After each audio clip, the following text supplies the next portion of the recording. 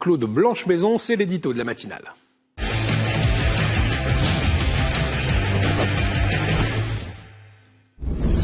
Claude Blanche-Maison, bonjour. Ravi de vous retrouver sur la matinale de RT France. Alors, pour quelles raisons la junte a-t-elle jugé bon de faire un putsch ?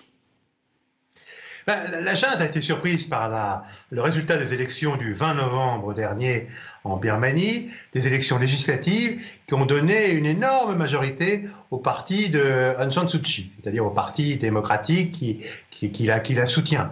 Et ils étaient très inquiets puisque cette nouvelle assemblée devait se réunir effectivement lundi dernier, et c'est pour cette raison que les militaires ont pris le pouvoir quelques heures avant, de façon à empêcher cette assemblée de se réunir. Vous savez que le pouvoir était partagé en réalité. Nous étions dans une période de transition en Birmanie entre un pouvoir militaire qui a duré 50 ans et une démocratie que les Birmans, à laquelle les Birmans aspiraient. Et cette transition se caractérisait par une constitution écrite par les militaires en 2008, et cette constitution elle prévoit toujours que les militaires ont 25% des sièges au Parlement. Alors ça, bien sûr, ils gardaient ces 25% des sièges, puisque ces sièges n'étaient pas soumis à l'élection au suffrage universel direct. Mais pour avoir la majorité, les militaires avaient aussi monté un parti politique civil qui les soutenait. Et ce parti politique civil a en réalité complètement perdu les élections du mois de novembre. Par conséquent, avec une assemblée, avec une majorité considérable, le parti d'Aung San Suu Kyi risquait de mettre en œuvre son programme qui comportait notamment une révision de la Constitution, avec une révision des pouvoirs dévolus aux militaires. À part cette part réservataire dans le Parlement, les militaires avaient gardé le contrôle absolu de l'armée, de la Défense nationale, du ministère de l'Intérieur et du ministère des Frontières. Donc voilà, ils ont repris le pouvoir parce qu'ils ont craint que la Constitution soit réformée et qu'ils soient, pour prendre une expression courante, renvoyés dans leur caserne. Et ça, ils ne le supportent pas. Ils veulent conserver une partie du pouvoir. L'arrangement qui a fonctionné pendant un peu plus de 5 ans faisait d'Aung San Suu Kyi la vitrine extérieure du pouvoir, et alors que les militaires en gardaient la réalité. D'ailleurs, on l'a bien vu à propos de l'affaire des Rohingyas, puisque les militaires ont chassé les Rohingyas, minorités musulmanes, du territoire qu'ils habitaient. Environ 10 000 ont été tués et 700 à 800 000 ont dû partir et ils sont partis vers le Bangladesh. Alors Claude, vous le disiez, les militaires donc ont repris le pouvoir. Ils étaient pourtant étroitement liés au pouvoir. Alors voilà, c'était un arrangement, ils gardaient la haute main sur l'armée, sur l'application de la loi, l'ordre public et sur les frontières.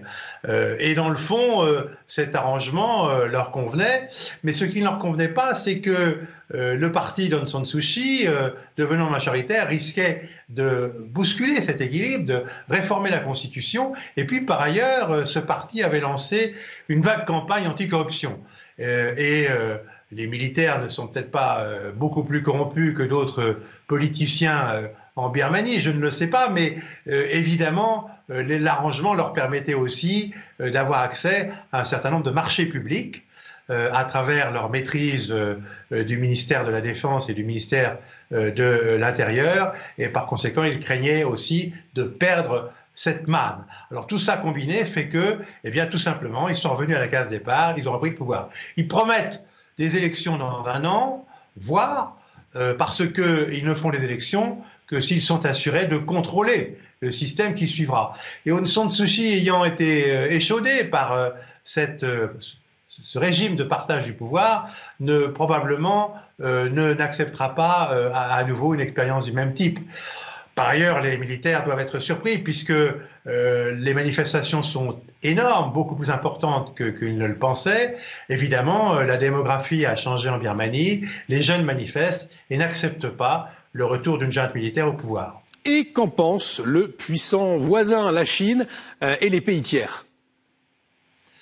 Alors évidemment, pour la Chine, la Birmanie, c'est quelque chose de très important. C'est très important notamment parce que la Birmanie se situe exactement entre la Chine continentale et l'océan Indien. Bien sûr, Xi Jinping, le président chinois, qui avait de très bons rapports avec Madame Aung San Suu Kyi, mais qui a aussi de très bons rapports avec les militaires, a dit, au nom des routes de la soie, je vais vous construire des infrastructures de transport entre la Chine et un port qui se situe sur l'océan Indien et qui est comme par hasard en territoire Rohingya. Ce qui est en cours. Et par conséquent, l'intérêt majeur de la Chine, c'est qu'il n'y ait pas de guerre civile en Birmanie, et c'est que l'ordre règne en Birmanie. Alors l'ordre qui régnait auparavant lui convenait, mais l'ordre militaire lui convient aussi. Ce qu'elle veut, c'est pouvoir continuer à construire ses infrastructures. Elle est depuis déjà un certain temps le premier partenaire économique de la Birmanie, mais elle veut être un peu son tuteur dans la région. Ce qui naturellement inquiète l'Inde, qui est l'autre voisin de l'autre côté, et qui voit cette mainmise chinoise, notamment sur les infrastructures, avec une certaine appréhension. D'autant plus que la Chine fait un peu la même chose sur le flanc ouest de l'Inde, c'est-à-dire du côté du Pakistan. Alors, bon, donc l'Inde est un peu inquiète, et d'autant plus qu'elle connaît bien Madame Aung San Suu Kyi.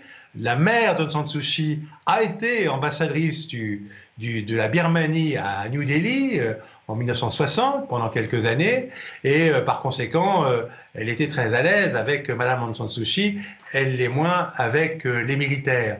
Les pays occidentaux vont prendre des sanctions, puisque toutes les sanctions contre les militaires avaient été levées lorsque ce régime, avec Mme Aung San Suu Kyi comme vitrine, était parvenu au pouvoir. Cela dit, lorsque les militaires ont chassé les Rohingyas et que Mme Aung San Suu Kyi a laissé faire et a même défendu ce point de vue devant la Cour internationale de justice, eh bien, le chef d'état-major des armées, le chef de la junte militaire actuelle, a été sanctionné. Il n'a plus le droit d'aller aux États-Unis et il est interdit également sur les réseaux sociaux, Twitter et Facebook.